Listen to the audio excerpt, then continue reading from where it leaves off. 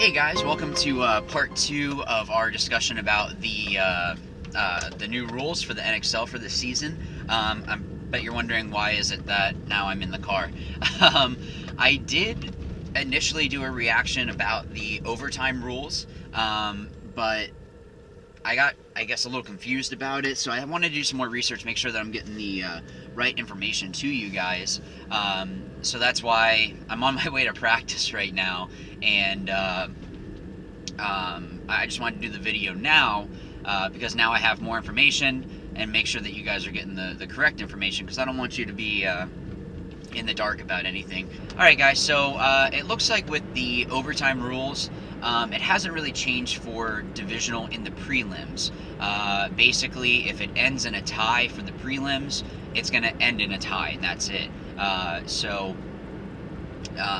Nothing really changed with that.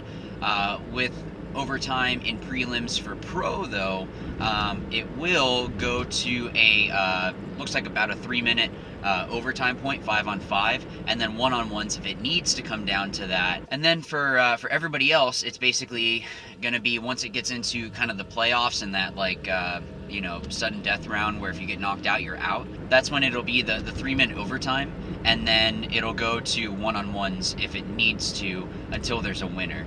Now, there was some stuff in the rulebook that I saw about if it comes down to the 3-minute 5-on-5 in overtime, if time expires and one team has more bodies than they win, and then also there was some stuff about if there was a player further ahead.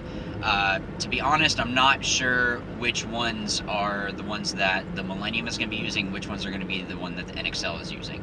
The thing I do know is that the information that I had gotten was from Dave Painter, who helps out, I believe, with the NXL, but also owns Upton 187 Crew, which plays pro.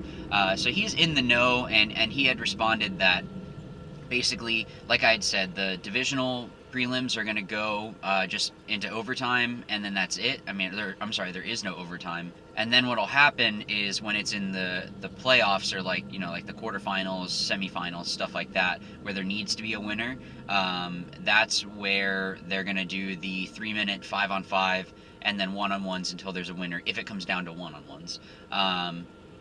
And then pro prelims are going to have the 3-minute overtime, 5-on-5, and 1-on-1s. So I like 1-on-1s. I think it would be cool to see some games come down to 1-on-1s, but ultimately that's only going to be after a 3-minute 5-on-5. So I'm not sure how often 1-on-1s are going to come down to. I'm sure the league wants it to come down to 1-on-1s. Obviously, it's better for the webcast. It's more exciting, but it just gives more credence to practicing 1-on-1s more, just in case it does come down to that. As for the wind bunker, I was going to be releasing a video, and this is just for future reference. I was going to be releasing a video shortly about it, but the field over here, Central Florida Paintball, I think they're getting the wind bunker, or those W's, this weekend. So if they're there when I get there, I'll keep it on track. If not, I might redo my video, and because I'd rather see the bunker in person than just go off pictures. And I've seen some other pictures too that make me like it a little bit more. That's all I'm gonna leave it at. So but yeah, so let's go back to my my office / guest room that we have, and finish off this video here on the 2016 NXL rules. So they did change the field dimension as well. So now it's 45 meters by 36 meters, which is roughly 147 feet and ½ an inch by 118 feet and 1/3 of an inch. I mean, I understand that they want to have everybody on the same field dimensions and meters. Most people are using the metric system in the world, so it makes sense with that. Luckily, this isn't going to affect the fields too much, because they're not going to have to go ahead and regrid and all that stuff their fields, because I think this is actually a little bit smaller than it was, and like minuscule, like maybe a foot or two.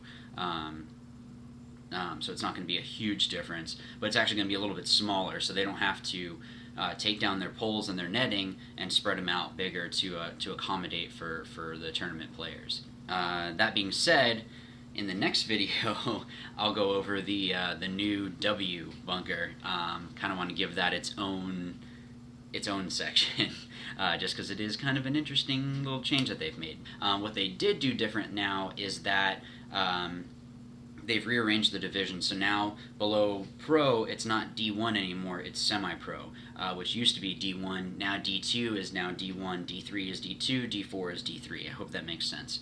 But Semi-Pro is 15 minutes with a 5-point lead, being the Mercy rule.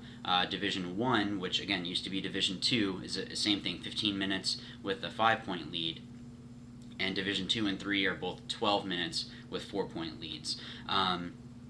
I'm really not sure why they did this. The only thing I can think of is they want to have a certain amount of pros and a certain amount in semi-pro, or it can be kind of unlimited with that. And they're probably going to be relegating and promoting teams from semi-pro to pro. So I know that Millennium was doing that, or they've been doing it for a while, where they have their Champions League and then their semi-pro league, and you have to, at the end of the season, I believe it's the top 2 move up and the bottom 2 move down from pro and semi-pro respectively.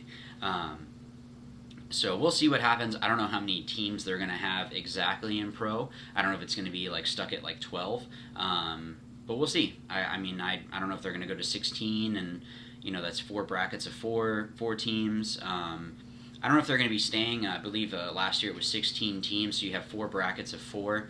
I'm sorry, 4 groups. That's what they did last year, was groups. So I don't know if they're going to be keeping it at that or dropping it lower, or what they're going to do. So they haven't announced that as of filming this. So I'll keep you guys updated once I figure that stuff out. But I don't really have an issue with this. I like that it's a mercy rule, that it's not something that is a, okay, once you get to this amount of points, then it's over. I never really liked that about the Race 2 format. I prefer having a chance to be able to come back and fight back. And teams that, you know, you can definitely do it, but the mercy rule, I kind of feel like pro shouldn't have a mercy rule, personally. And it should just be playing, because if you're going to play pro, if you get a beatdown, you get a beatdown. Sorry, you're playing pro.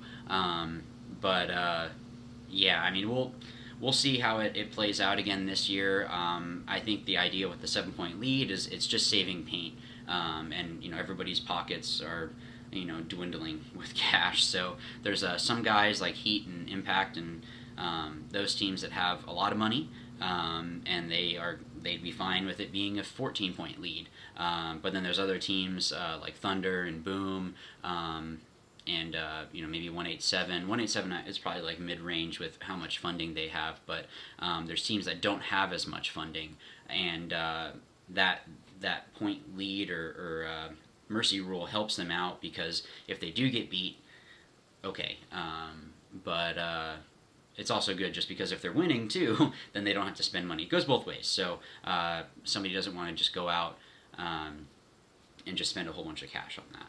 Hey guys, so that's the end of part 2, and I just wanted to thank you for kind of going through this. If you do have questions on these rules, feel free to put them in the comment section. If you have a correction, I understand that I might have misread something and gotten something wrong.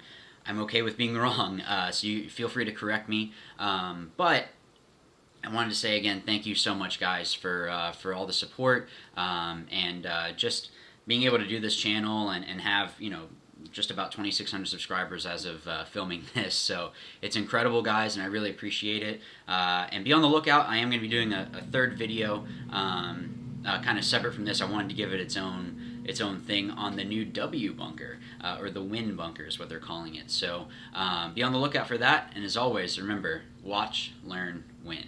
Thanks.